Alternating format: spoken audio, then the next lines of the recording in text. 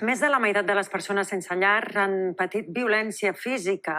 És una de les conseqüències de la porofòbia, la por i el rebuig a les persones pobres. Però les agressions són només una petita part, la més colpidora i visible de totes les violències que pateixen i que molt rarament es denuncien, tot i que aquest delicte ja estigui contemplat pel Codi Penal. Vam arribar un dilluns amb el centre pintat. Les persones que van fer això van seguir la següent lògica.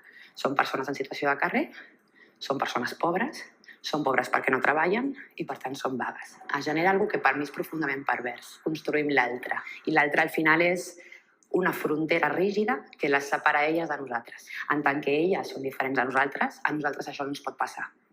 Hi ha moltes formes d'expressar violència per aporofòbia. Les que són més colpidores són les més dramàtiques, però són violències constants.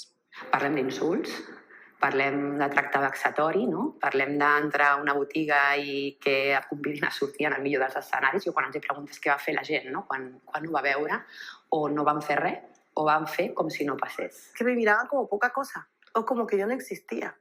Pero realmente sí existía, porque caminaba por unas calles de una ciudad. Ara l'Estebana treballa en diverses entitats, però durant un temps va viure al carrer fins que un matí va anar a Assís, on voluntàries, com ho seria ella més tard, li van servir l'esmorzar. A mí lo que me dejó la impresión fue probar ese café con leche que estaba probando. Que ahora digo café Anget, o sea, para mí fue conectarme con mi país, conectarme con mi casa, conectarme. El sensellarisme és un procés molt llarg de pèrdues i privacions i que quan una persona arriba a una situació de carrer és que moltes coses abans han fallat. Les entitats socials no tenen capacitat per resoldre el sensellarisme, però treballen per preservar els drets més bàsics, la dignitat i l'autoestima.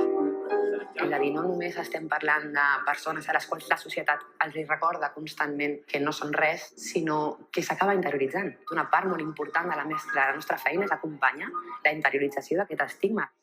Yo era un robot. Era un robot, o sea, ¿qué más podía hacer? O sea,